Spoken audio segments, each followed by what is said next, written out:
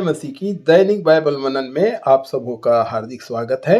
आज के मनन का शीर्षक है परदेशी बनकर जीना।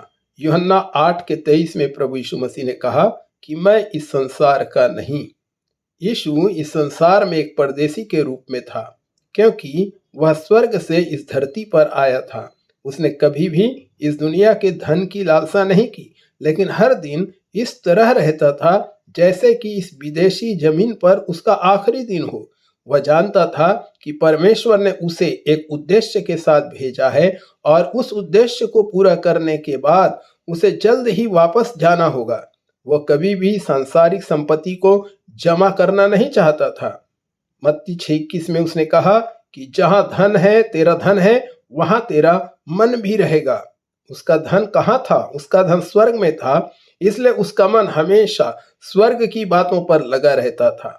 प्रभु यीशु मसीह चाहता है कि हम सभी जो उस पर विश्वास करते हैं उसके जैसे ही जीवन जिए। यूहन्ना 17 और उसके 16 में प्रभु यीशु मसीह ने कहा, जैसे मैं संसार का नहीं वैसे ही वे भी संसार के नहीं। इस धरती पर हम सभी के जीवन के लिए परमेश्वर का एक उद्देश्य है, जैसा कि यीशु मसीह के लिए था, और उस उद्देश्य को पूरा करने के बाद हमें अपने घर अर्थात स्वर्ग में जाना है।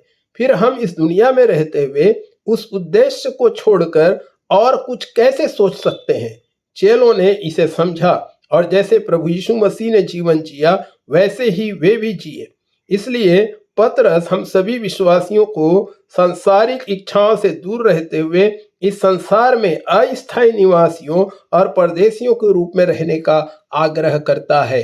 पहला पतरस 2:11 में लिखा हुआ है, हे प्रियो, मैं तुमसे विनती करता हूं कि तुम अपने आप को परदेशी और यात्री जानकर उन सांसारिक अभिलाषाओं से जो आत्मा से युद्ध करती है बचे रहो। मेरे प्रियो, क्या हम परदेशियों के रूप में मसीह की वापसी का उत्सुकता से इंतजार कर रहे हैं ताकि हम अपने घर वापस जा सकें?